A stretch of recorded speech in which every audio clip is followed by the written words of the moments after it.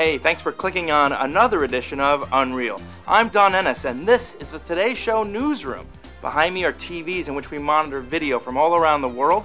Some of it we use on the Today Show, some of it right here on Unreel. Now, before we get to the first click of the show, I want to tell you thanks.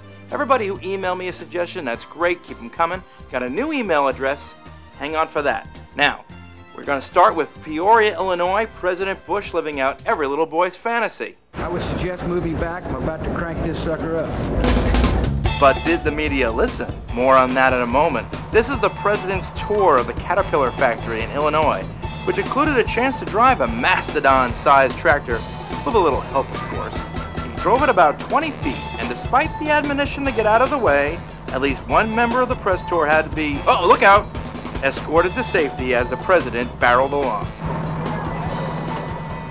Now this next clip has the internet buzzing. It's from a Turkish mosque where the head of the World Bank got into a little trouble. Paul Wolfowitz earns about $400,000 a year. So maybe it was laundry day or something, but photographers snapped these pictures of Wolfowitz with a hole in each one of his socks.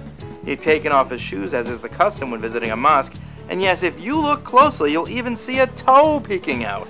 Now, in a gesture of international goodwill, Turkish manufacturers are sending Paul Wolfowitz 12 pairs of brand new socks. Now, we're going to Florida next. We have an update on that duck that was shot by a hunter. If you heard the story, the hunter shot the duck, he put the duck in the fridge. 2 days later, the wife opens the fridge, she looks at the duck, and the duck looks back at her.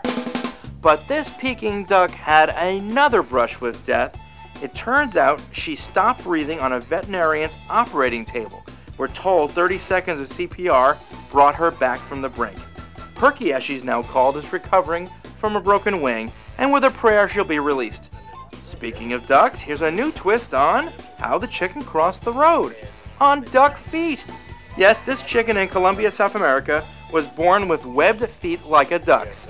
They say it is not the result of some genetic experiment or cloning or maybe a duck in the hen house, just a freak of nature. The big question for me is, what does a chicken with duck feet taste like? Tastes like chicken.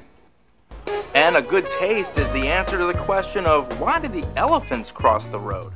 Well, this is a huge problem in Thailand, where gangs of wild elephants play Tony Soprano to unsuspecting truckers hauling sugarcane. Next thing those drivers know, they're the victims of highway robbery. So officials have posted signs and even set up roadblocks in a curfew to stop these sugar-crazed elephants from stealing the sweet cargo. And rule number one, of course, in the jungle is if the food doesn't come to you, you have to go where the food is. Yeah, I made that up. But it sets us up for our next click, which is called Rabbit Up a Tree. Come on, tell me the last time you saw a bunny hop into a tree. Oni Chamberlain of Broomfield, Colorado has his trusty camcorder ready when he spotted this outside his suburban Denver home. With all the grass covered by snow, this little cottontail found some fast food a little out of reach. But by the fourth jump shot, he scores! And our last click is from Canada. It's the inspirational story of a 14-year-old boy who's a dwarf who lifts weights. Now don't get the wrong idea, I am not making fun of Carter Balaberda here. And not just because he can kick my butt, even if he is only 4'6". What makes him unreal is that he can lift 269 pounds in the squat, 176 pounds in bench press, and 187 pounds in the deadlift. This is not just a gym exercise. Carter is competing in Canada's national powerlifting championships, and we wish him well. And we wish you would email us.